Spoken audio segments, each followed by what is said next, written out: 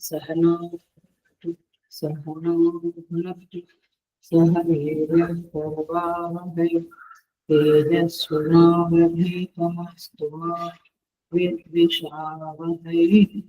Om Shanti Shanti Shanti.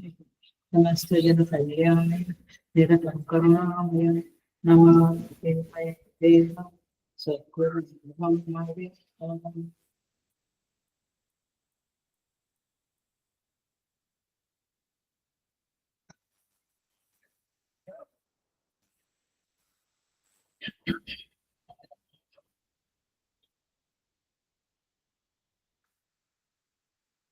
I welcome you all with great love and great respect in this Kenopanishad discourses.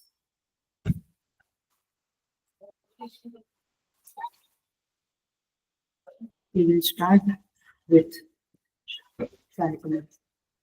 Om Apyayantu Mamaangani Vakpranaschakshushrotramato Balamindriyani Cha Sarvani Sarvam Brahmopanisadam Maham Brahma Nirakuryam Mama Brahma Nirakaro Anirakaranamastu Anirakaranam Me Astu Tadatmani Nirateya Upanishatsu Dharmaha ते मयि सन्तु ते मयि सन्तु। ॐ शान्ति शान्ति शान्तिः। We will chant Prathama Khanda, Prathama mantra, and second mantra. Om Kene Shitam Patati Presitam Manaha Kena Prana Prathama Preti Yuktaha Kene Shitam Vachamima Pradanti Devo Yunakhi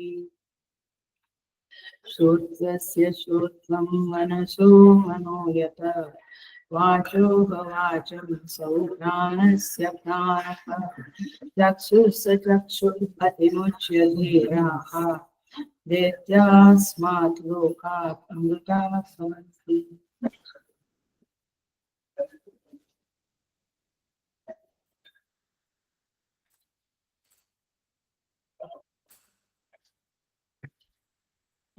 So,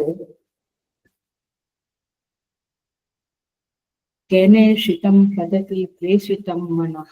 शिष्य पूछता है किसकी प्रेरणा से यह मन अपने विषय की ओर चला जाता है, उससे जुड़ता है।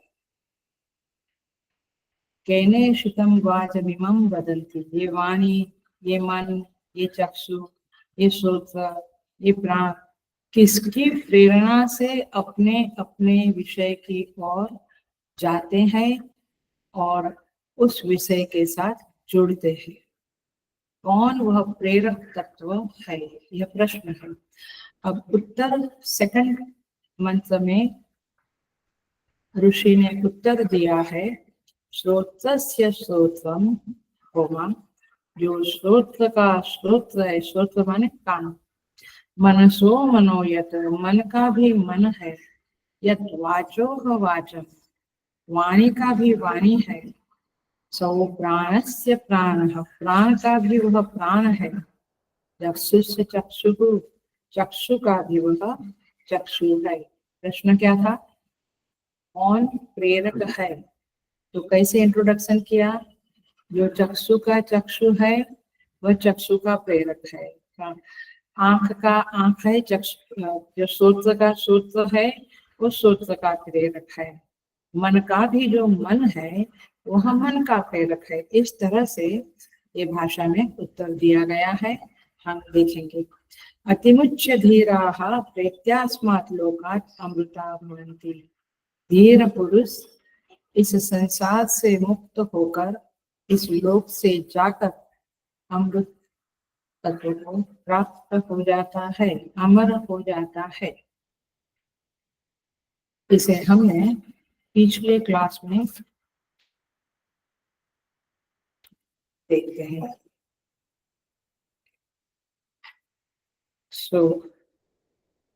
हमने भाष्य देखा था, शायद आपका 25 नंबर का पेज होगा, वहां से हमने भाष्य देखा था। अब 25, 26, 27 तक देखा था। अब आज हम शुरू करते हैं। श्लोक देखो, आत्मनः श्रोत्रादि प्रकाशकत्वम्। आत्मा ही श्रोत्र इत्यादि का प्रकाशक है। ब्लॉक मालूम पड़ा? ब्लॉक माने वो साइड में एक होता है ना, उसको ब्लॉक कहते हैं। ब्लॉक में कहा है, वहां पे कहते हैं कहा पुनः अत्र पदार्थः श्रोत्रस्य श्रोत्रम् इत्यादि है। ये श्रोत्र का भी श्रोत्र है। इसका पदार्थ क्या है? पदार्थ माने इस पद का अर्थ क्या है? इस पद का अर्थ क्या है?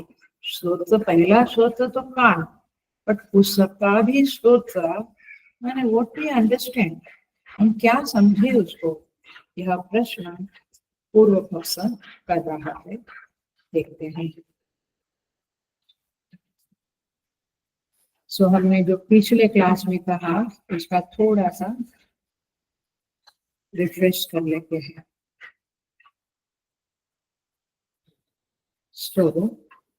मुख्य जो स्टेटमेंट था वो आप पुनः सुन लो, अच्छी तरह से सुन लो।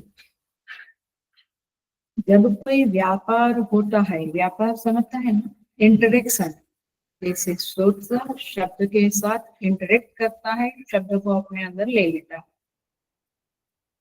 चक्षु किसी विषय के साथ जुड़ता है, उसको अपने अंदर ले लेता है, तो ये व्यापार हुआ। इस व्यापार का जो प्रवर्तक है, प्रवर्तक माने ये व्यापार क्यों होता है, उसका जो उसको बोलेंगे प्रवर्तक। ये प्रवर्तक है वो प्रयोजन ही होता है। हिंदी ना समझे तो मैं कुछ नहीं कर सकती हूँ, लेकिन पॉइंट ये है कि ये व्यापार जो होता है चक्षु श्रोत्र इत्यादि का, उसका प्रवर्तक जो होता है, माने वाई दिस व्यापार, चलो इंग्लिश में वाई, तो उसका जो है वो प्रयोजन ही होता है, माने कुछ रीजन है, कुछ कारण है, कुछ उद्देश्य है, इंटेंशन है, तब जाकर चक्षु अपना व्यापार करता है, श्रोत्र अपना व्यापार। फालतू का नहीं करते हैं, फालतू का भी करते हैं, बट पीछे कुछ तो फालतू का जब करते हैं तो होता है चलो मजा आएगा करके कोई कुछ करता है। सो पॉइंट इज दिस कि व्यापार का प्रवर्तक प्रयोजन ही होता है। मैं एग्जाम्पल लूं, चलो मैं जो यह प्रवचन कर रही हूँ, तो इस प्रवचन रूपी व्यापार का प्रयोजन क्या है? मम वाग्मयी सेवा, ये प्रभु की मैं सेवा कर रही हूँ, अथवा इससे मुझे चित्त शुद्धि चाहिए या जो भी चाहिए। तो पॉइंट इज दिस की मम एषा वाग्मयी सेवा।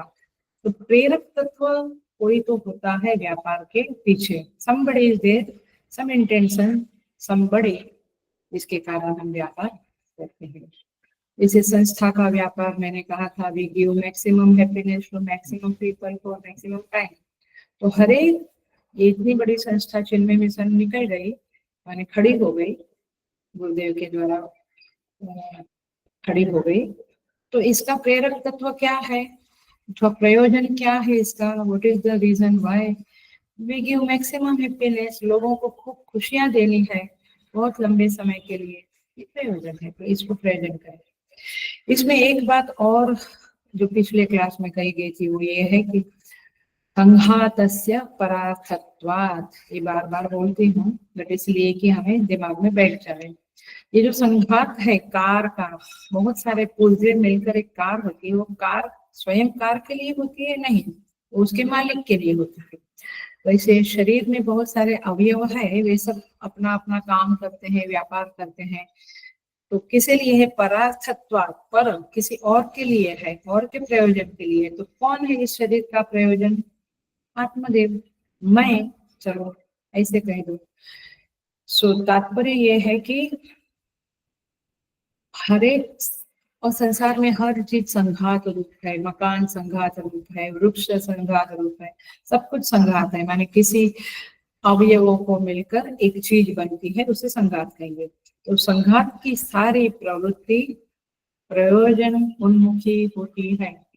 वो बिना प्रयोजन का कोई कुछ नहीं करता है। मंदानपि न प्रवर्तते, ऐसा कहते हैं। बुद्धिहीन लोग, मूर्ख लोग भी कुछ करते हैं तो कुछ प्रयोजन है, चाहे वो दुर्भावना हो या सद्भावना हो, कुछ तो है।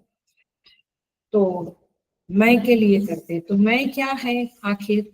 सुख के लिए करते हैं। मैं के लिए करते माने मैं को सुख चाहिए, इसलिए करते हैं। और सुख स्वरूप तो परमात्मा है, इसलिए कह सकते हैं कि आत्मदेव के लिए करते हैं। तो वेरी वेरी क्लियर हो गया ये। चाहे हम कहे बेटे के लिए करते हैं, पति के लिए करते हैं, but finally it is for असंभत जो है उसके लिए करते हैं। पति के लिए, पुत्र के लिए भी करते हैं तो खुद को संतोष होता है तब तो ना, नहीं तो नहीं करते थे कोई। सो मैं का प्रयोजन ही संघात का प्रवर्तक है, मैंने मैं ही प्रयोजन है। सो इस बात से हम कंक्लूजन करते हैं, पिछले क्लास में किया था कि करण समुदाय, जो आपका करण समुदाय का कोई प्रवर्तक होता है, कोई प्रयोजक होता है, और वह असंघत होता है, स्वतंत्र होता है, और वह संघात के बिना भी रह सकता है। वह चेतन है, वह जड़ नहीं है। तो स्वतंत्र है, असंगत है, चेतन है इत्यादि। ऐसा कोई है जिसके लिए ये सारी दुनिया, सारा जगत, चाहे आतंकवाद करता है, चाहे युद्ध करता है, चाहे बॉम्ब फेंकता है, जो भी करता है, चाहे धर्म करता है, पूजा पाठ होती है, गंगा स्नान, जो भी होता है, उस परम तत्व जो आत्मदेव है उसको खुशी मिलती है, उसको खुश करने के लिए करते हैं। तो अब जो प्रश्न पूछा था कि ये कौन प्रेरित करता है, तो गुरु ने जवाब दिया श्रोत्र से श्रोत्रम। तो श्रोत्र माने करण और श्रोत्र माने आत्मदेव। यहाँ तक पक्का हो गया। पहला टुकड़ा हमने लास्ट टाइम किया था। तो यहाँ पे मीमांसा पूरी होती है। जैसे धुआं के द्वारा लिंग बनता है, अग्नि का जानकारी होता है, वैसे ये करण समुदाय जो अपना अपना काम करता है, देखना सुनना, ये क्या किसका लिंग बनता है? कोई आत्मदेव है, उसके लिए ये सब होता है। तो लिंग जो करण समुदाय के प्रवर्तन का लिंग बना, माने करण समुदाय जो प्रवर्तन करते हैं वो लिंग बना, और किसका बना? आत्मदेव। सो इस तरह से। और एक बात और करी थी कि जो प्रयोक्ता है, जो प्रेरक तत्व है, उसको दरांति के मापक, जो खेत काटने वाला दरांति होता है, उसकी उस तरह से उसका परिचय नहीं दिया जा सकेगा, क्योंकि उसको न जाति है, न गुण है, न कर्म है, न उसकी कोई विशिष्ट कोई पहचान नहीं है। इसलिए क्योंकि वो निर्विशेष है, इसलिए इस तरह से ही जवाब देना पड़ेगा। सो अब पूर्व पक्ष प्रश्न करता है, जो हमारे पेज नंबर 27 पे है मेरे ख्याल से। कहा पुनः अत्र पदार्थ, तो फिर इसका पदार्थ क्या हुआ? तो श्रुति माता ने कह दिया कि करण व्यापार ही लिंग है, और करण व्यापार जिसके लिए हो रहा है वह असंहत ही प्रयोजन है। अब यहाँ पे एक पूर्व पक्ष खड़ा होता है, हम एक डाउट उत्पन्न करते हैं कि जैसे प्रकाश का प्रकाशांतर होता है, वैसा स्रोत का स्रोतांतर है क्या? ऐसा स्रोत का स्रोत है, माने एक दिया से दूसरा दिया जलाते हैं, तो एक प्रकाश से दूसरा प्रकाश जलाते, ऐसे कोई और स्रोत है क्या जिसके द्वारा इस स्रोत को सामर्थ्य मिलता है? तो वैसा तो नहीं है, क्योंकि ऐसा कहेंगे तो उस स्रोत को और स्रोत से, तो अनवस्था दोष बोलते हैं। अनवस्था माने there is no steady conclusion, तो अनवस्था दोष हो जाएगा। इसलिए इस तरह से तो आप नहीं ले सकते हैं। ऐसा भगवान भाष्यकार ने खुद शंका उठाई और फिर उत्तर दिया, नैष दोषः, माने ये इस तरह से तो नहीं होगा। किंतु भाष्यकार कहते हैं श्रोत्र का वह अपने विषय को अभिव्यक्त करने का सामर्थ्य है। माने आंख ने लैपटॉप को देखा, आप सबको देखा, तो क्या क्या हुआ? ये नेत्र में आप सबको देखने का जो सामर्थ्य है, वो सामर्थ्य चक्षु का स्वयं का नहीं है, लेकिन वो सामर्थ्य कोई नित्य है, कोई असंगत है, सर्वांतर है, चेतन है, आत्मज्योतिषी है, ऐसा कोई है, उसके रहने पर ही हो सकता है। वो नहीं रहा तो चक्षु कोई विषय को देख नहीं सकते। मतलब कि ये सारे करण समुदाय निर्जीव हो जाते हैं, अपना काम नहीं कर सकते हैं। और फिर उसके संदर्भ में हमने पिछले क्लास में सारे एग्जाम्पल दे दिए थे, जैसे तस्य भाषा सर्वमिदं विभाति, उसके प्रकाश से सूर्य तपता है, चंद्र प्रकाशित होता है, और सारी चीजें, ये पृथ्वी स्थिर रहती है, जिसके कारण सूर्य में तेज आता है। और पेज नंबर 28 आएगा मेरे पास या 29, यदादित्यगतं तेजः जगत् भासयते किलम, गीता का एग्जाम्पल दिया था। क्षेत्रम क्षेत्री तथा कृष्णम प्रकाशयति भारत, पेज नंबर 29 होगा मेरे ख्याल से, पेज नंबर ऊपर होता है 29 है। नित्यो नित्यानाम चेतनाश्चेतनानाम, ये सारी बातें पिछले क्लास में करी थी।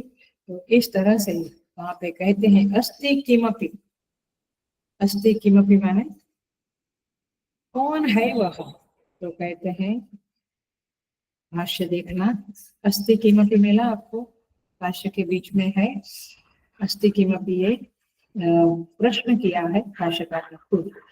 श्रोत्रादि का भी, श्रोत्रादि अर्थात उनकी सामर्थ्य का निमित्त भूत, माने चक्षु में जो देखने की सामर्थ्य, श्रोत्र में जो सुनने की सामर्थ्य है, उस सामर्थ्य का निमित्त भूत कोई पदार्थ है। कौन पदार्थ है? अंडरलाइन करना, वह है विद्वत् बुद्धिगम्यम सर्वांतरतमम कूटस्थम अजम अजरम अमृतम अभयम श्रोत्रादेः अपि श्रोत्रादि तत् सामर्थ्य निमित्तम इति प्रतिवचनम शब्दार्थ च उपपद्यते एव। कहते हैं वो पदार्थ जो है, जो आंख को देखने की सामर्थ्य देता, कान को सुनने की सामर्थ्य देता, वो कौन है? कहते हैं वो आत्मवेत्ताओं की बुद्धि का विषय है। मैंने हम उसको विषय नहीं देख सकते क्योंकि हम अज्ञानी है, बट ज्ञानी जन जो है, आत्मज्ञानी जो है, उसकी बुद्धि का वह विषय होता है। कौन? वो आत्मदेव, आत्मदेव की बात चल रही, बुद्धि का विषय होता है, मैंने उनकी बुद्धि ने उस परम तत्व को, उस श्रोत्र के श्रोत्र को पकड़ लिया है। जैसे मेरी आंख ने लैपटॉप को पकड़ा, आप लोगों को के रूप को पकड़ा यहाँ से, वैसे बुद्धिमान लोग उस आत्मदेव को विषय बना सकते हैं।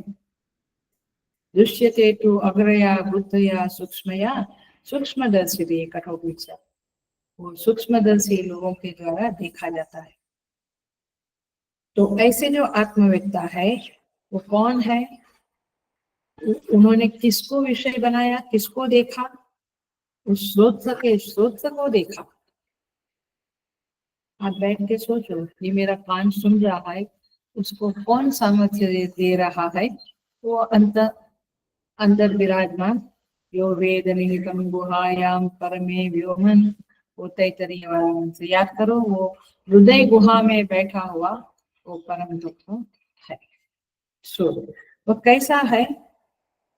तो कहते हैं वो सबसे अंतरतम है, कूटस्थ है। मैं भाष्य को ही देख रही हूँ। अजन्मा है, अजर है, अमर है और अभय रूप है। इस प्रकार यह उत्तर और शब्दार्थ ठीक है, ऐसा भाष्यकार कंक्लूजन करते हैं। अब आगे बढ़ते हैं थोड़ा सा इसको और देखते हैं। कहते हैं वह आत्म ज्योतिषी है, माने वह स्वयं प्रकाश रूप है।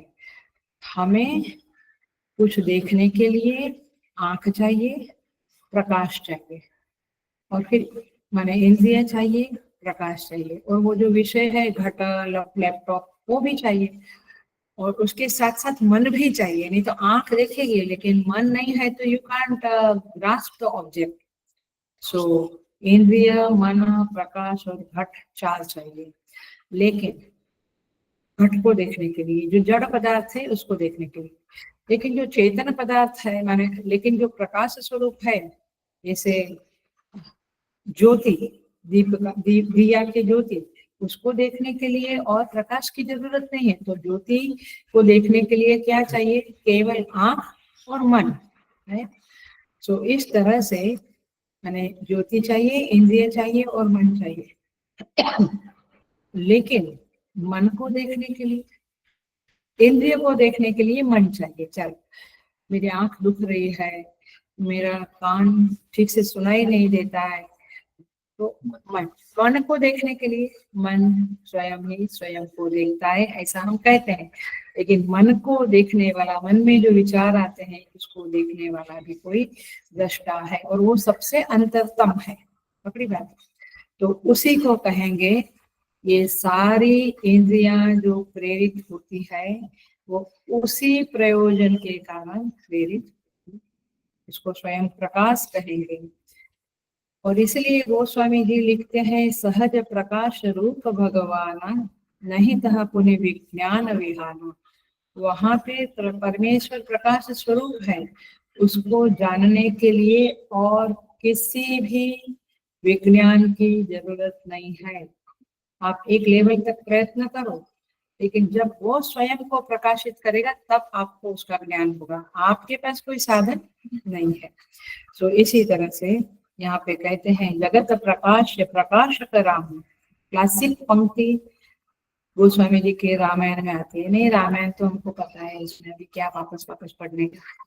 पढ़ो, एक एक पंक्ति, एक एक चौपाई इतनी इंपॉर्टेंट है, लिमिट नहीं, मैंने आप कल्पना नहीं कर सकते हैं। क्या पंक्ति है? जगत प्रकाश्य प्रकाशक राम। ये जगत प्रकाश्य है, माने विच इज सीन, और उसको देखने वाला, उसको प्रकाशित करने वाला श्री राम, माने प्रकाशक राम। माने उस राम के कारण यह जगत देखा जा सकता है अथवा समझा जा सकता है। सो इस तरह से यहाँ पे कहते हैं कि यह तत्व जो है वही श्रोत्र का श्रोत्र है। भाष्यकार ने पिछले पेज पे 5 शब्द दिए थे, चैतन्य आत्म ज्योतिषी नित्य असंवते सर्वांतरे। इसीलिए नैष्कर्म्य सिद्धि नाम का जो बहुत महान ग्रंथ है, उसमें कहते हैं, प्रमेयं च प्रमाणं च प्रमाता प्रमिति तथा यस्य प्रसादात् सिद्ध्यन्ति तत्सिद्धौ किम अपेक्षते। कहते हैं प्रमेयम माने ये जिसको जाना जाए, जगत, प्रमाता जानने वाला मैं, प्रमाण और प्रमिति माने प्रमा। ये चारों चीजें जो है, जानने वाला, जानी हुई चीज, उस जानने की जो प्रक्रिया हुई, ज्ञान वृत्ति जो उत्पन्न हुई वो, और प्रमाणम, ये जो है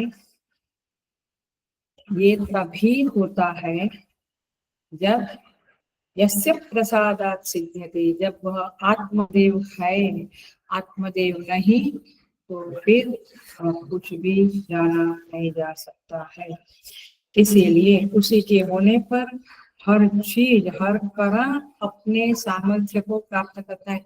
इसीलिए जब सामर्थ्य कम होती है तो दवाई करो, डॉक्टर के पास जाओ, लेकिन उस आत्मदेव को भी प्रसन्न किया तो आपकी सामर्थ्य टिकी रहेगी, अथवा कहो कि वो सामर्थ्य आ जाएगी।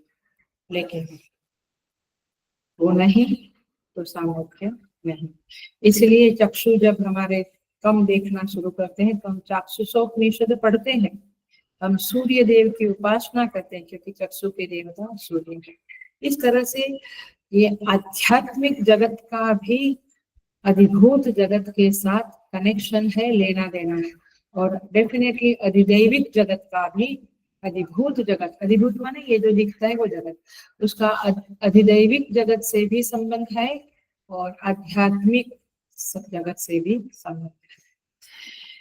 एक बात और समझ लेते हैं कि यहाँ पे इलेक्ट्रिसिटी का एग्जाम्पल कई बार आपको देखने को मिलेगा, लेकिन उसमें कंप्लीट साम्य नहीं है कि जरा समझे हम भाषा कैसी बोलते हैं। इसी करण के संदर्भ में, करण में सामर्थ्य उस आत्मदेव के कारण है। ऐसे बल्ब में सामान को प्रकाशित करने की सामर्थ्य इलेक्ट्रिसिटी, बिजली के कारण है। ये वाक्य अपने को लगता है वाह बढ़िया, लेकिन और जरा सुनो, लेकिन विषमता क्या है? माने साम्य थोड़ा बहुत है, बट विषमता क्या है?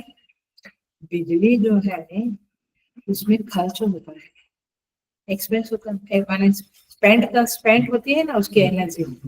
यहाँ आत्मदेव जो सारे लोगों को, पशु पक्षी मनुष्य सबको जो करण को जो सामर्थ्य, करण मैंने समझते हैं ना, चक्षु कान वगैरह जो सामर्थ्य देते हैं, उनकी कोई सामर्थ्य कम नहीं होती है। गोल्ड पॉइंट, तो ये हमको याद रखेंगे।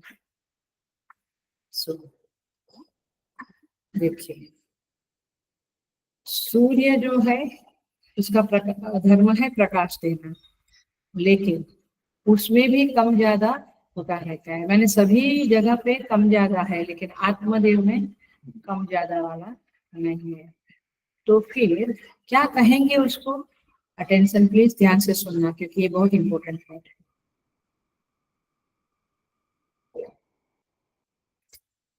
तो फिर हम ऐसा तो नहीं कहेंगे जैसे बिजली बल्ब को, हीटर को, फ्रिज को अपनी सामर्थ्य देती है तब ये लोग अपना अपना काम कर सकते हैं, ऐसा नहीं कहा जाएगा। तो क्या कहा जाएगा? माने बिजली को हम कहेंगे दाता रूप से, डोनर के रूप में वो देती है।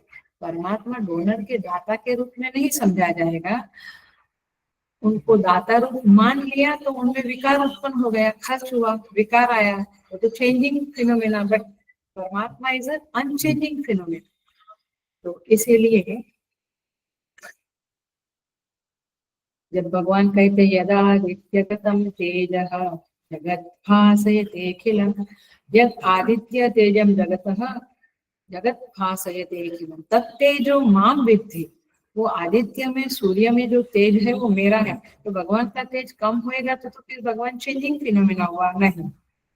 सो बिजली का एग्जाम्पल बहुत अच्छी तरह से शुद्ध नहीं होता है, बट थोड़ा कुछ समझने के लिए शुद्ध होता है, ये याद रखना। क्योंकि बिजली कह सकती है कि मेरा ही तेज माइक में गया तो तुम ज्यादा ठीक से बोल सकते हैं, ट्यूबलाइट में गया तो देख सकते हैं, लेकिन वैसा परमात्मा का नहीं है। तो कैसे समझेंगे? क्योंकि परमात्मा निर्विशेष है, निर्व्यापार है। अभी जो शब्द आए कूटस्थ, अजर, अमर, तो ये शब्द के साथ हम लगाएंगे निर्व्यापार है। उनमें कोई व्यापार नहीं होता है, वे कुछ देते लेते नहीं है, या बिल नहीं भेजते हैं सूर्य को कि इस महीने का इतना बिल हो गया, नो।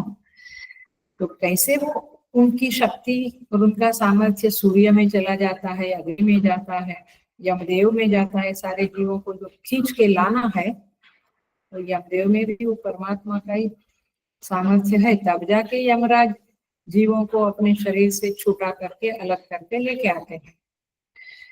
तो सुन लीजिए उत्तर, ध्यान से सुनिए, अटेंशन प्लीज। वह केवल अधिष्ठान रूप से, सबस्ट्रेटम के रूप से अपने अपनी महत्ता में, महिमा में विराजमान है, विद्यमान है। लेकिन जैसे रज्जु से सर्प में, सर्प अध्यास है ना, सर्प में वो जीवन चला जाता है, लोगों को दिखता है कि यहाँ सर्प है, वास्तव में सर्प नहीं है, बट दिखता है। तो किसके कारण दिखा? रज्जु के कारण। वो सर्प ने फुफकार लिया, वो सर्प फुफकार कर रहा है, चमक दिखती है सर्प में, उसकी आंखें देखो चमक रही है, उसका स्किन चमक रहा है। किसके कारण है? रज्जु के कारण, माने रोग के कारण। बट रोग कुछ करता है क्या? कुछ नहीं, निर्व्यापार वही अहम। ऐसा रोग कहता है, रज्जु कहता है मैं तो निर्व्यापार बैठा हूँ इधर, अपने में विद्यमान हूँ। तो वो अधिष्ठान अध्यस्त का जो एग्जाम्पल है, वह एग्जाम्पल यहाँ पे सुटेबल होगा। ये मेन बात कहनी है। बिजली वाला एग्जाम्पल 100% सुटेबल नहीं होगा। तो अधिष्ठान अध्यस्त के रूप में यह संसार जो है अध्यास रूप है। उस अध्यास में, संसार में हमारा शरीर, हमारा कारण, सब कुछ आता है। उस अध्यास में यह अधिष्ठान रूप परमात्मा अथवा आत्मदेव का सामर्थ्य जाता है। जाता है माने ये बोलना पड़ता है ऐसा, जाता पता कुछ नहीं, वो होता है ऐसे। सो देखिए, क्योंकि रज्जु नहीं तो सर्प जीवित नहीं रहेगा, है ना। सर्प में कुछ दिखेगा नहीं, वैसे ये संसार में जो दिखता है ये उनकी कृपा है। इसको भक्ति की भाषा में बोलेंगे, उनकी कृपा से ये हो गया। I could think about it, I could do about it, उनकी कृपा। वो भक्ति वाली भाषा है। वेदांत की भाषा में क्या बोलेंगे? वो अधिष्ठान रूप से है, इसलिए अध्यास में ये सब क्रियाएं हो रही है, देखने की, सुनने की। सो निरधिष्ठान अध्यास कभी होता नहीं, महावाक्य लिखो। निरधिष्ठान अध्यास कभी होता नहीं, माने अध्यास जो है, जगत जो है, वो बिना आत्म तत्व के, बिना परम तत्व के नहीं होता। इसी को भक्ति की भाषा में कहेंगे, ये भगवान के कारण ये जगत है, भगवान नहीं तो जगत नहीं। देखिए, ये मृग मरीचिका जो है अथवा सर्प है, उसमें बहुत कम लिमिटेड है, वेराइटी नहीं है उस एग्जाम्पल अधिष्ठान अध्यस्त के। लेकिन और एक क्लासिक एग्जाम्पल है जिसको हम देखेंगे, वह है स्वप्न। स्वप्न में बहुत वेराइटीज है, कभी हाथी दिखा, कभी गंगा दिखी, कभी कुश, कभी पत्नी, कभी पुत्र, क्या क्या दिखता रहता है। तो वेराइटी है, व्यवहार भी है, बहुत व्यवहार, पूरा स्वप्न में व्यवहार चलता रहता है। तो इतना वैविध्य है। बट वो सबका सब जो दिखा वो क्या है? स्वप्न दृष्टा ही है, अधिष्ठान ही है, और कुछ नहीं है।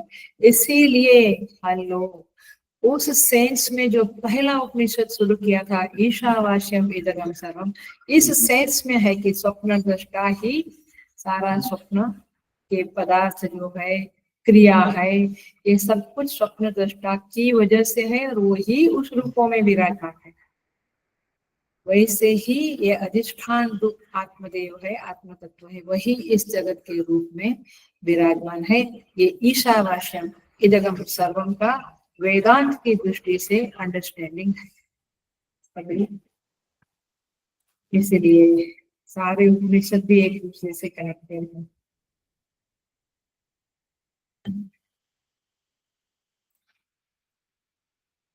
जो भी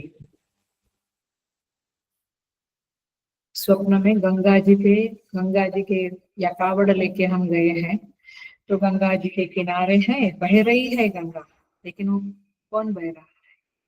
स्वप्न दृष्टा ही उस रूप में बह रहा है। वहां पे सूर्य भी देखते हैं लोग, अर्घ्य करते हैं, वो मैं ही हूँ स्वप्न दृष्टा। और सूर्य चमक भी रहा है, उसकी चमक किसकी है? मेरी। एवरीथिंग। तो सबकी क्रिया का हेतु है, कारण है वह आत्मदेव। जैसे पिछले क्लास में एग्जाम्पल दिया था, इफ यू रिमेम्बर, राजा के भोजन में प्रवृत्ति होना, इसका हेतु है चकोर पक्षी। ठीक है, वैसे ही यहाँ पे समझो, यानी चांद में चांदनी है, जमुना जी बह रही है, संगम है, यहाँ पे जो कुछ भी है वो कौन है? स्वप्न दृष्टा। तो जब आप अधिष्ठान को छोड़कर कहेंगे, ये भी बहुत इंपॉर्टेंट बात है, उस अधिष्ठान को हटाकर कहेंगे कि मैं देख रहा हूँ, मैं सुन रहा हूँ, यानी वो अधिष्ठान के संदर्भ में नहीं, मेरा कान सुन रहा है, मेरी आंख देख रही है, अब उसमें और किसी को मैं क्यों लाऊं? तो तेरी आंख नहीं देख रही है, तेरी आंख को कोई ताकत दे रहा है, देखने की शक्ति दे रहा है, तब जाके तेरी आंख देख रही है। तो इसीलिए जो नास्तिक लोग हैं, जो भगवान को नहीं मानते हैं, उनको वेदांत यदि समझता है तो समझा दो कि भैया तुम्हारी आंख में उसकी शक्ति है, तो वो उसकी जो है वो उसकी, वह कौन है? वही स्रोत का स्रोत है, उसी को हम भोले भाले लोग भगवान कहते हैं। तू नहीं मानता है तो भगवान को मत मान, बट ये तो तुझे मानना पड़ेगा कि तेरी आंख को ताकत देने वाला कोई है। नहीं तो लॉजिक रखो, तर्क रखो कि जब तुम्हारी आंखों में रोशनी कम हो जाती है, आंख कम देखना शुरू करती है, तो डाल देना रोशनी उसमें। फुल्ली देखने की सामर्थ्य तेरी ही है, तेरी आंख की है, तो उसको बोल कि भैया अच्छे से देखो ना, तुमने रोशनी कम क्यों हो गई? और दुनिया में किसी भी दुकान में, मॉल में जाके खरीद के ला, तो खरीद नहीं सकता है। मतलब कि कोई तो है जो इस तेरी आंख को, सभी की आंख को देखने की सामर्थ्य, कान को सुनने की सामर्थ्य, एटसेट्रा एटसेट्रा देता है। इसी को भगवान कहते हैं। सारे एग्जाम्पल आप देखेंगे 29 वाले पेज में, यदादित्यगतम तेज क्षेत्रम से तथा कृष्णम प्रकाशयति भारत। ये क्षेत्र रूपी, क्षेत्र जगत को कहते हैं, 13वें अध्याय के ओपनिंग में आया। ये क्षेत्र क्या है? जगत है। क्षेत्री कौन है? आत्म तत्व है अथवा मैं हूँ, जो भी। तो क्षेत्र को क्षेत्री प्रकाशयति, गीता के 13वें अध्याय का 33 नंबर का श्लोक है। नित्यो नित्यानाम चेतना चेतना, सारे अनित्य में जो एक नित्य है वो परम तत्व है, सारे जड़ों में जो एक चेतन है परम तत्व है। इस तरह से यहाँ पे इस श्रोत्रस्य श्रोत्रम, इतना ही टुकड़े का हम समापन कर रहे हैं। मैंने इसको शास्त्रीय, अच्छी मैंने शास्त्रीय भाषा में, बड़ी रसिक भाषा में बोलूं तो सदरूप से प्रतीयमान सारी वस्तुओं में सत्ता मैं हूँ। माने ये जो है, ये पेड़ है, ये मकान है, ये पंखा है करके एग्जिस्टिंग एंटिटी के रूप में जो हमें मालूम होता है, उसमें जो है तत्व जो है वो हट गया तो ये चीजें फ्रिजाइल हो जाएगी। चिद्रूप से प्रतीयमान वस्तुओं में जो चेतनता है, चेतन रूप से ये मन इंद्रिया वगैरह है, उसमें सजीवता देने वाला परमात्मा है। और इसीलिए ये पक्का कर लो कि इंद्रियों में अपना कोई सामर्थ्य नहीं है। इसी तरह से आगे आएगा, मन में, बुद्धि में, ज्ञान में, सब में वह तत्व ही सामर्थ्य देता है। और इसीलिए वह जो कोई है, यहाँ पे कंक्लूड हुआ, भाष्य मैंने पढ़ लिया कि कोई बुद्धिमान है जो जिसकी बुद्धि से पहचाना गया है, इसी को हम रियलाइज बीइंग बोलते हैं। और वो अंदर की चीज है, अंतर में है, वो सबसे अंतरतम है। और उसी को यहाँ पे अजरम, अमरम, अभयम, अजम, कूटस्थम, ये शब्दों से पहचान दी है। भाष्य में देख लेना, मैंने पढ़ लिया है। तो 2 पूर्व पक्ष कंप्लीट हो गए। अब तीसरा पूर्व पक्ष शुरू। पूर्व पक्ष माने शंका, डाउट। ये है 30 नंबर, शायद 30 नंबर पे आएगा। तथा मनसः, पैराग्राफ देखो, तथा मनसः अंतःकरणस्य मनः। ये पैराग्राफ से मैं अब शुरू करने जा रही हूँ। थोड़ा सा भाष्य पढ़ के फिर हम समझते हैं। इसी प्रकार वह मन का अंतःकरण का भी मत है, क्योंकि चित ज्योति के प्रकाश के बिना, माने उस चेतन के प्रकाश के बिना अंतःकरण अपना विषय जो संकल्प है, मन का विषय क्या है? संकल्प। बुद्धि का विषय है निश्चय करना, माने अध्यवसाय, माने निश्चय आदि में समर्थन नहीं हो सकता है। पकड़ी बात, ये मन अपना संकल्प करने में समर्थ नहीं होगा, बुद्धि निश्चय करने में समर्थ नहीं। तो ये मन बुद्धि मनसो मनोयत में सब कुछ आ गया, चित्त अहंकार सब कुछ आ गया। तो ये सब अपना अपना जो कारोबार कर रहे हैं, संकल्प स्मरण निश्चय, ये उस चेतन देव के बिना नहीं कर सकते। इसलिए बीच में ब्रेक लेके मैं एक बात बता देती हूँ। इसलिए जो साधना है ना, वेदांत की साधना, ये बहुत इजी साधना है यहाँ पे, कि आप अपने शरीर के क्रियाकलाप कर्मकलाप को देखते रहो। और आंख ने इधर देखा तो उधर देखा, ये पेड़ है, लेकिन तुरंत इसको देखने की सामर्थ्य तो मेरा प्रभु दे रहा है। तो आपको स्मरण हो गया प्रभु का। तो ये बहुत बड़ी वेदांत की साधना है कि कहीं कुछ नहीं करना, आप जहां बैठे, आप टीवी भी देखो, आप कुछ भी करो, लेकिन आप तुरंत, अच्छा ये मैं देख पाता हूँ क्योंकि मेरी अंदर वो बैठा है, मैं सुन पाता हूँ क्योंकि जो सुना उसका चिंतन मत करो कि मराठी भाषा आएगी कि हिंदी भाषा, ये चिंतन मत करो, लेकिन सुनने की सामर्थ्य मेरा आत्मदेव दे रहे हैं, प्रभु दे रहे हैं, वहां अटेंशन जाएगा। इसलिए मैंने लास्ट क्लास में भी बोला था, इस क्लास में बोलती हूँ, awareness is God in this sense. वो अवेयरनेस आ गई, फिर आप परमात्मा से जुड़े रह सकते। इसको कैसे समझेंगे हम?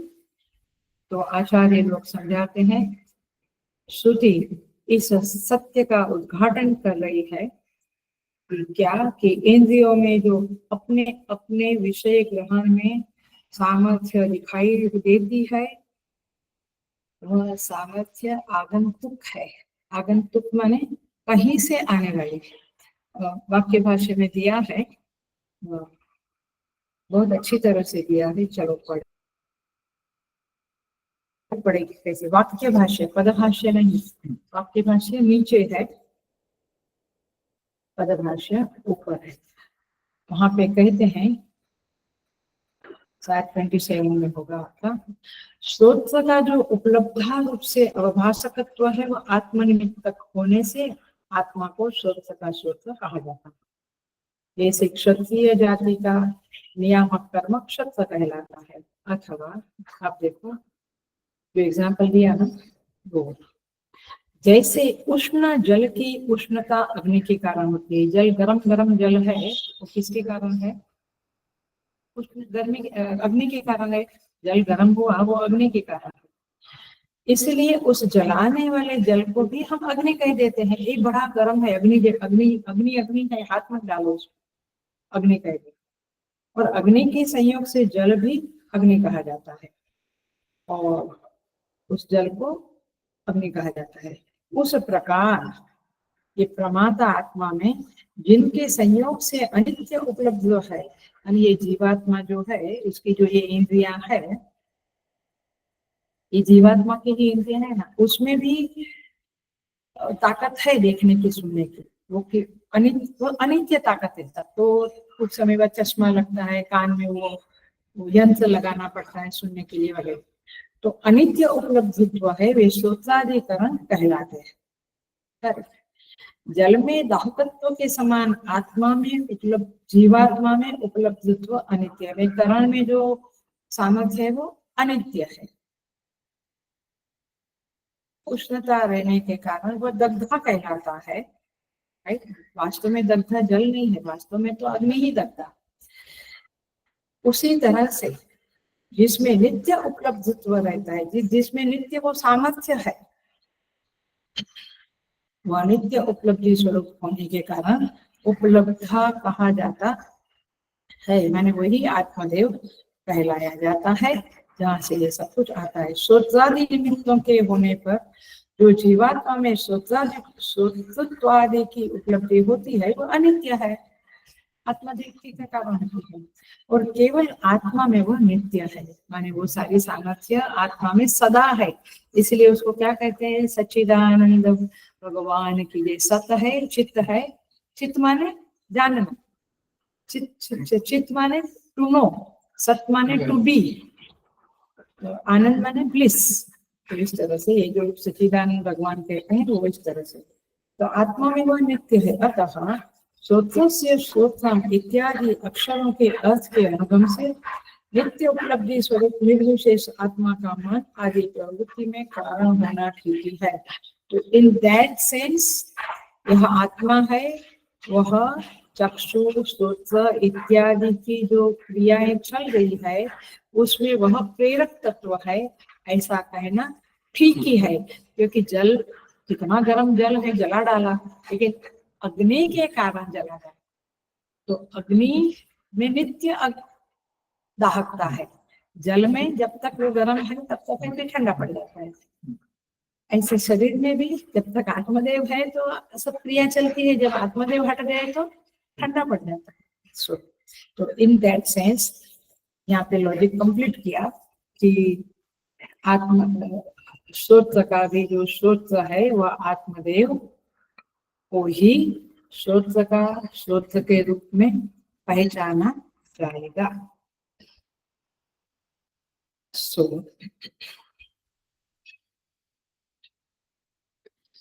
इसको एक बहुत सुंदर तरह से कहते हैं कि आत्मा में वह सामर्थ्य स्वाभाविक है, करणों में वह सामर्थ्य आगंतुक है।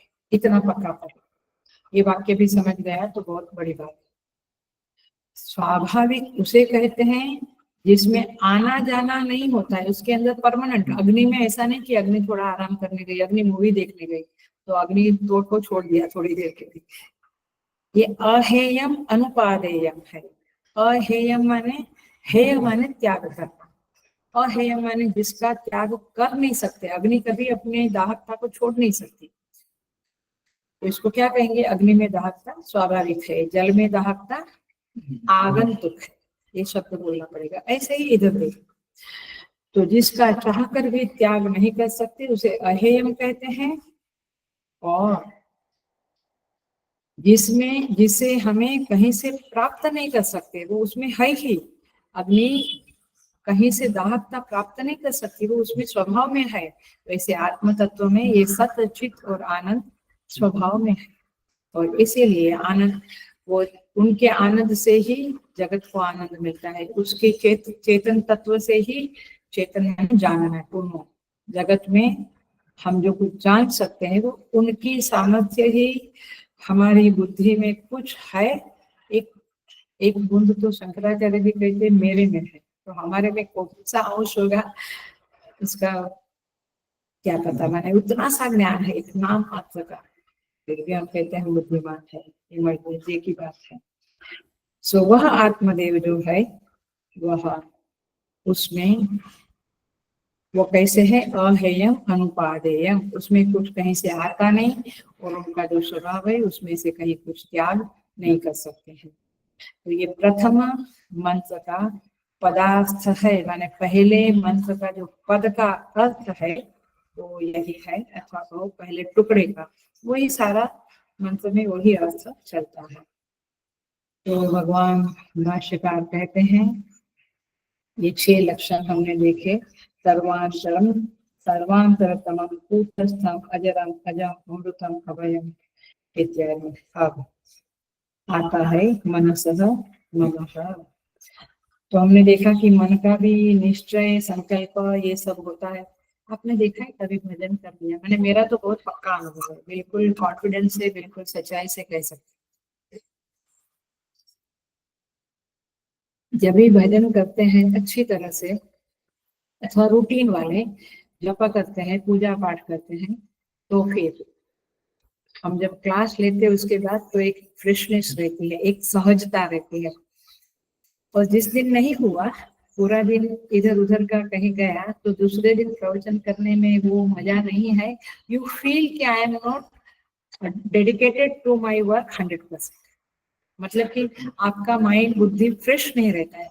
और जब ये कर लेते हैं कई लोग कई साधक ये करते हैं कि कुछ डिसीजन लेना है तो बैठ जाते हैं, बोले घंटा 2 घंटा भगवान का नाम लेंगे तो वो चीज जो समझती नहीं है वो समझ जाएगी, ये करो कि वो करो, तो स्पष्ट हो जाती है, प्रकाशित होती है कौन करता है, अंदर बैठा हुआ वही करता है ना। सो इस तरह से यहाँ पे कहा गया है। सो आप देखिए, मनसो मनोयत वाचो वाचम सौ प्राणस्य प्राण, तो इस तरह से यहाँ पे यह प्रक्रिया होती है और इसका एक बेसिक फाउंडेशन जो है वो हमने बना लिया। हाँ, प्राण से अब मैं आती, वाचो हो वाचम वही तरह से जाएगा, मनसो मनोयत उसी के संदर्भ में जाएगा। अब हम आते हैं प्राणस्य प्राणम, प्राण का भी वह प्राण है, इस शब्द को थोड़ा सा अच्छी तरह से समझना पड़ेगा। देखो, प्राण तत्व आखिर क्या है? वो प्राण तत्व प्राण शक्ति है, माने प्राण हमारा स्ट्रॉन्ग है, इसलिए हम योगा करते हैं, प्राणायाम करते हैं खास करके। क्यों प्राणायाम अनुलोम विलोम इत्यादि करते हैं? क्योंकि हमारी प्राण शक्ति मजबूत बने। और हम सब ने खुद अनुभव किया है कि थोड़ा सा हम प्राणायाम कर लेते हैं तो फिर वह जो काम है हमारा वो और अच्छी तरह से होता है। माने हमें लगता है कि मुझ में शक्ति है, अच्छी तरह से शक्ति है। तो प्राण का मतलब है शक्ति तत्व, बल तत्व, इतना एक बार पक्का कर ना। तो हम चलते हैं, क्यों हम चल सकते हैं? कई लोग चल नहीं सकते कि प्राण तो निर्वीर्य हो गया है, बिल्कुल प्राण तत्व बहुत वीक हो गया है, निर्बल हो गया है। क्या बोलते हैं, उनकी नाड़ी धीमी चलती है, बहुत धीमी। वो कोरोना में हम वो मशीन से नापते थे ना धड़कने, माने क्या 72 होता है वो नाड़ी तत्व। तो यहाँ पे प्राण जो है वो शक्ति देता है चलने का, बोलने का, सुनने का, हाथ से काम करने का। नहीं तो कहीं हाथ थक गए माने प्राण तत्व कम हो गया। तो प्राण शब्द ओ प्राणस्य प्राण, प्राण तो इंद्रिय नहीं है, लेकिन गुरु ने कह दिया सब प्राणस्य वाच श्रोत्रस्य श्रोत्रम मनसो मनोयत वाचो वाचम सौ प्राणस्य प्राण, और प्राण का भी प्राण है इन दिस सेंस में। आप देखो, अब थोड़ा सा सूक्ष्म है, हेलो अटेंशन प्लीज, ध्यान से सुनो बिल्कुल। अब जो इंद्रियों का काम है वो स्वतंत्र नहीं है, हमने कहा आत्मदेव से आता है, बट सीधा सीधा आत्मदेव से नहीं आता है। इंद्रियों में जो काम करने की, अपना अपना काम करने की सामर्थ्य है वो प्राण शक्ति से आती है, और प्राण में जो शक्ति आती है वह आत्मदेव से आती है। तो प्राण इज लाइक अ मीडिया। आप अपने ही शरीर के अंदर ये फैकल्टीज को ठीक से समझ। तो प्राणायाम इज अ मस्ट। पहले ये लोग संध्या करते थे, काल संध्या, तो उसमें प्राणायाम होता रहता था। तो ये सब शास्त्र ने हमें जो विधि बताई है, विधान किया, ये करो वो करो, उसके पीछे रीजन है, आपकी प्राण शक्ति ठीक रहेगी। सो यहाँ पे जैसे, अब बहुत महत्व का वाक्य बोलने जा रही हूँ, बहुत महत्व का। जैसे बिजली अपनी ऊर्जा ट्यूबलाइट को, बल्ब को, फ्रिज को, गीजर को देती है, तो उसमें क्षय होता है। वैसे प्राण भी एक फैकल्टी है हमारे अंदर, जहाँ है पैर को बल मिलता है चलने का, हाथ को काम करने का ताकत मिलता है, ये सब प्राण के द्वारा मिलता है। और इसीलिए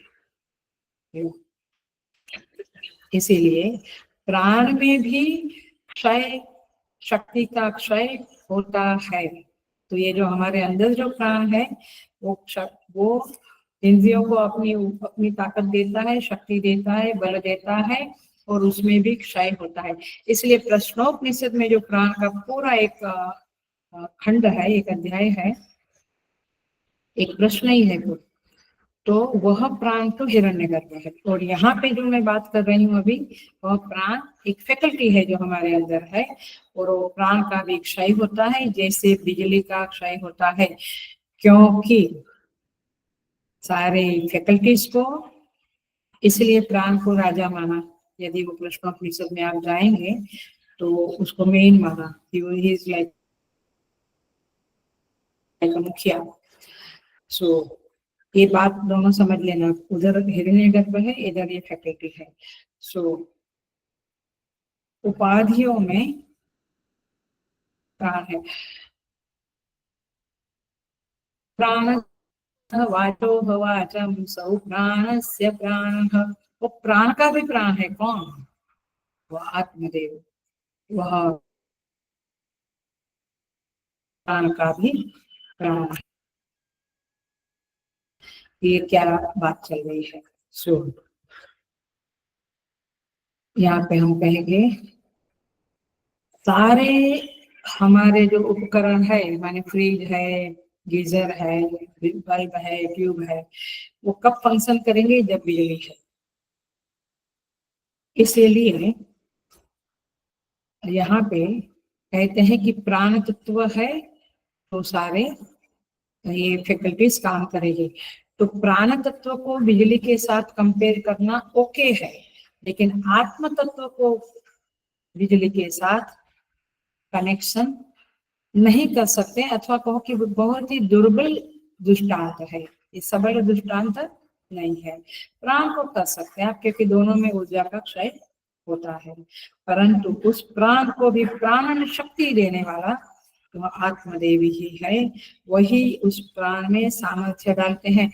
इसलिए हम जब मेडिटेशन करते हैं, जब हम योगा प्राणायाम अथवा जप करते हैं, कुछ सत्कर्म ऐसा करते हैं, तो प्राण में एक ताकत आ जाती है, ऊर्जा आती है, हम सब प्राण होते हैं। सो इन दैट सेंस सो प्राणस्य प्राणः। आगे बढ़ते हैं थोड़ा सा। तो कैसे बोलेंगे आप? प्राणन सामर्थ्य आगंतुक है, स्वाभाविक नहीं है। प्राण का अधिष्ठान आत्मा न होता तो प्राणन सामर्थ्य सिद्ध नहीं होती थी। सो इस मैं का आश्रय कौन है? माने मैं जो आश्रय रूप है वही प्राण का आश्रय है। माने प्राण शक्ति चल नहीं सकेगी, यदि मैं निकल गया, मृत्यु होती है तो मैं निकल गया, तो फिर प्राण में कुछ बचा नहीं होता है। तो इस तरह से यहाँ पे और एग्जाम्पल देते हैं, ये सारी बातें भाष्य के करीब। अब हम देखते हैं, यहाँ पे कहते हैं पेज नंबर 32 है।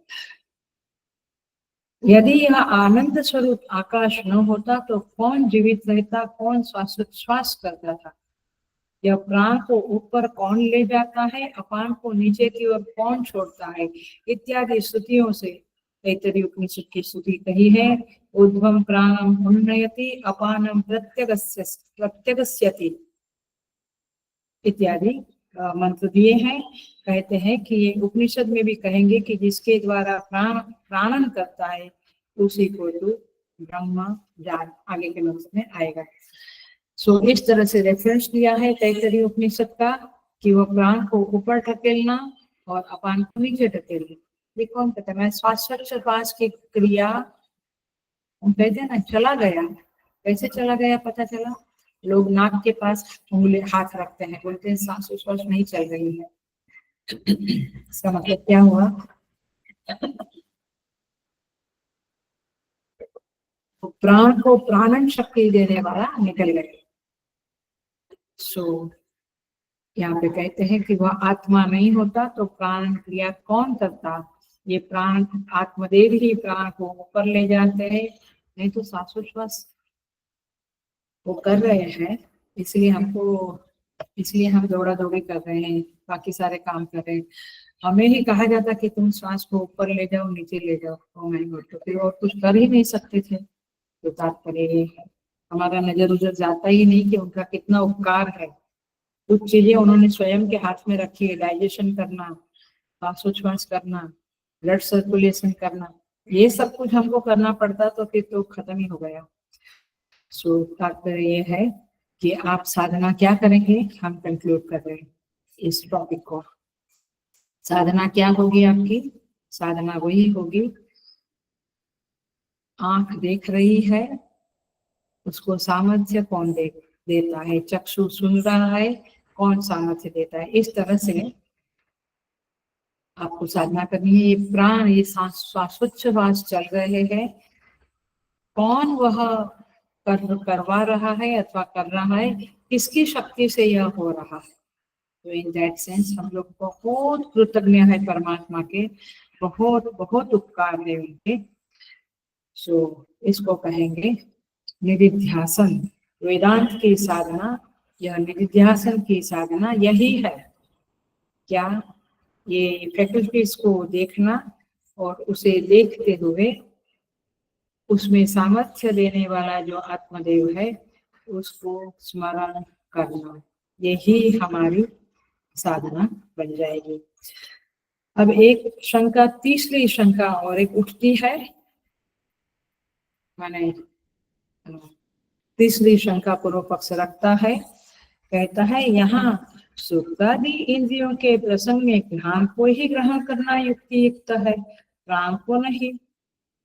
मतलब क्या हुआ कि ये श्रोत्र से श्रोत्रम, मनसो मनोयत, वाचो वाचम, ये इंद्रियों की बात चलती, उसमें प्राण को आपने क्यों डाला? उत्तर, प्राण की जगह पे तो घ्राण शब्द ही ठीक था। माने गुरु को घ्राण, घ्राण माने गंध की सामर्थ्य, सुगंध दुर्गंध, ये गंध, घ्राण शब्द ही डालना चाहिए था, ये गंध भी ठीक शब्द था। माने ऐसे लोग होते हैं जो ऐसे विचित्र शंकाएं, विचित्र पूर्व पक्ष उठाते रहते हैं। कभी कभी हमें बहुत इरिटेशन भी होता है, उसको कंट्रोल करके आंसर देना पड़ता है। सो यहाँ पे कहते हैं क्योंकि इंद्रियों का प्रकरण चल रहा है तो प्राण का अर्थ घ्राण करना चाहिए, उसका विषय तो गंध है। भाष्यकार कहते हैं देखो सत्यमेव, आप उत्तर देखो, सत्यमेव ये ठीक है, तुम जो कहते हो वो ठीक है, लेकिन देखो मैं पढ़ी लेती हूँ, पेज नंबर 32 शायद है, आगे पीछे। यह ठीक है, किंतु श्रुति प्राण को ग्रहण करने से ही ध्यान का भी ग्रहण किया मानती है। ध्यान लेने के लिए भी आपको सांस खींचनी पड़ती है, ऐसा करके तो प्राण के लिए भी सांस खींचनी पड़ती है। तो ध्यान इन प्राण को, प्राण में साम्य है। तो इस प्रकरण को यही अर्थ बतलाना अभिष्ट है कि जिसके लिए संपूर्ण इंद्रिय समूह की प्रवृत्ति है वही ब्रह्म है। तो मैंने आप ध्यान मान सकते हो, लेकिन प्राण शब्द तो मानना ही पड़ेगा, क्योंकि प्राण के कारण ही इंद्रियों में सामर्थ्य आती है। तथा वह ब्रह्म चक्षु का चक्षु है, रूप को प्रकाशित करने वाले चक्षु इंद्रिय में जो रूप ग्रहण की सामर्थ्य है वह आत्म चैतन्य से अधिष्ठित होने के कारण ही है, इसलिए वह चक्षु का चक्षु, श्रोत्र का श्रोत्र इत्यादि है। और चक्षु का चक्षु से चक्षु अमृतस, वाचो वाचम सौ प्राणस्य प्राणः, चक्षु से चक्षु अतिमुच्य धीरा, चक्षु का भी वह चक्षु है। तो इस तरह से अब यहाँ पे प्रसंग पूरा होता है। अब नया प्रसंग शुरू होता है, एंट्री मार लेते हैं हम। यहाँ पे कहते हैं अतिमुच्च धीराः विद्यास्मात् लोकात् अमृता भवन्ति। ट्रांसलेशन क्या किया हमने इसका?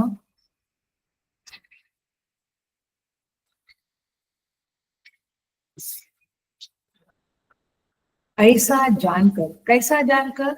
वह चक्षु का चक्षु है, श्रोत्र का श्रोत्र है, मन का मन है, ये बात ठीक तरह से जान लेता है जो, ऐसा धीर पुरुष इस संसार से प्रत्यास्मात् लोकात् अमृता भवन्ति। ये संसार से सब चला जाता है तो अमर हो जाता है। अमर हो जाता है माने उसको पुनः जन्म मरण के फेरे में नहीं आना पड़ता है। सो देखिए यहाँ पे एक बहुत सुंदर शब्द है, इसको हम देखेंगे।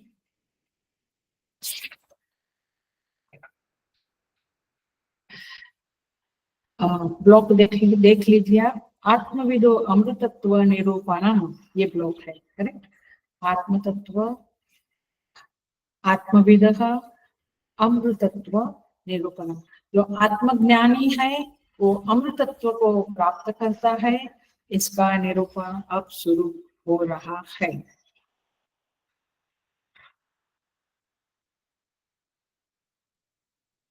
प्रश्नकर्ता को अपने पूछे हुए पदार्थ को जानने की इच्छा हुआ करती है। जो पूछता है, माने शिष्य ने पूछा ना कहने शिकन, तो एग्जैक्टली जानना पड़ता है, एग्जैक्टली जानना चाहता है कि वह कौन है। तो अमृता भवंती ऐसी फलश्रुति होने के कारण उपर्युक्त स्त्रोत्रादि के स्त्रोत्रादि जो ब्रह्म को जानकर, माने वो ब्रह्म है ऐसा तो गुरु ने कह दिया, बट फलश्रुति क्या हुई, वो जानने के बाद क्या फल मिला शिष्य को, ये आपको जानना जरूरी है। तो कहते हैं ज्ञात्वा क्रिया का अध्याहार किया। यहाँ ज्ञात्वा शब्द नहीं है, बट आचार्य शंकर ने कहा है कि ज्ञात्वा शब्द लेना पड़ेगा, तब जाके ठीक से फलश्रुति समझ में आएगी। तो ज्ञात्वा क्रिया का अध्याहार किया है, ज्ञान से ही अमृत तत्व की प्राप्ति होती है। तो इसीलिए उसने जब जाना उस ब्रह्म को कि वह श्रोत्र का श्रोत्र है इत्यादि, तब जाकर वह मुक्त होता है। तो इस उक्ति के सामर्थ्य से यह सिद्ध होता है कि ज्ञात्वा शब्द लेना पड़ेगा। तो एक क्लासिक, मैं इसलिए खास कहती हूँ, भाष्य में देखिएगा क्लासिक शब्द दिया है, श्रोत्रादिकरण कलापम उज्जित्वा। उज्जित्वा माने त्याग कर, श्रोत्रादौ हि आत्मभावं कृत्वा तद उपाधि संतदात्मना जायते प्रियते संसरति। कहते हैं उस जब उसने जान लिया कि ये श्रोत्र का श्रोत्र है, चक्षु का चक्षु है, तो उसे जान लिया, तो क्या अब वो श्रोत्र और चक्षु में रमण करेगा? जिसको जान लिया, बहुत लौकिक देती हूँ एग्जाम्पल, बहुत जमता नहीं है बट फिर भी दे रही हूँ, शायद बुद्धि में प्रकाशित होगा। जब हम जानते हैं कि मेरा जो दोस्त है उसका भी वो जो दूसरा दोस्त है वो उससे भी बहुत बुद्धिशाली है, बहुत होशियार है पढ़ने में, स्टूडेंट लोग जब जानते हैं, और बहुत रिच है, तो क्या सोचेगा इससे दोस्ती ठीक है बट मैं उससे दोस्ती कर लूं तो मुझे और कुछ लाभ मिलेगा। ये बहुत लौकिक बात बता रही हूँ, आप इसको बहुत अच्छा एग्जाम्पल नहीं मानना बट समझाने के लिए। ऐसे बिजनेस में हम कहते हैं वो कंपनी वो बिजनेस, ऐसे यहाँ पे शिष्य जो है वो कहते हैं कि जान तो लिया कि श्रोत्र का श्रोत्र ये, अब मैं श्रोत्र में क्यों रमण करूँ, ये श्रोत्र ये चक्षु ये वाणी ये सबका क्या महत्व रहा। तो उसमें जो आत्म भाव था उसको शिष्य ने त्याग दिया, दैट इज द पॉइंट। जब उसमें उज्जित्वा, ये महत्व से महत्व का शब्द है, बहुत इंपॉर्टेंट वर्ड है, स्तोत्राधिकरण कलापम उज्जित्वा, उसको त्याग कर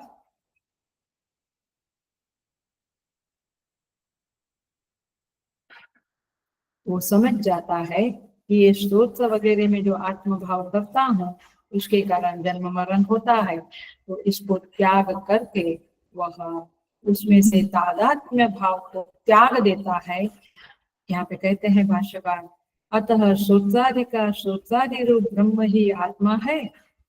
वह ब्रह्म जो है, जो श्रोत्र का श्रोत्र है, वही मेरी आत्मा है, ऐसा जानकर अतिमोचन करके, माने श्रोत्र चक्षु माने शरीर में, इंद्रियों में, मन में, बुद्धि में, सब में से आत्मभाव को त्याग कर, मनोबुद्धि अहंकार चित्तानिनाहं चिदानंद रूप शिवोहम शिवो। यही पंक्ति यहाँ लागू पड़ती है। सो अतिमोचन करके श्रोत्रादि में आत्मभाव को त्याग कर धीर पुरुष, ये इजी नहीं है, ये एक दिन में एक जन्म में होने वाली चीज नहीं है, बहुत लंबे समय तक उसको करना पड़ेगा।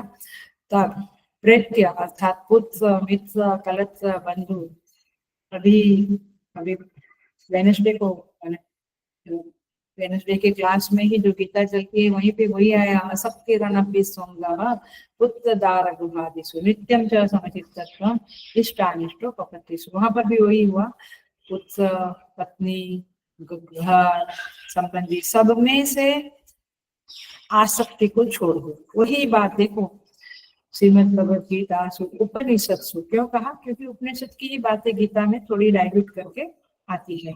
और यहाँ पर भी वही कहते हैं, पुत्र मित्र कलत्र बंधुओं में, कलत्र माने पत्नी, बंधुओं में अहंता ममता के व्यवहार रूप इस लोक से विलग होकर, यानी संपूर्ण ऐषणाओं से, पुत्रेषणा वित्तेषणा वित्तेषणा पुत्रेषणा और जो नेम एंड फेम की जो है ऐषणा, वह माने जगत के अंदर यश यश की जो ऐषणा है वह, ये तीन ऐषणाओं को त्याग कर मुक्त हो जाता है।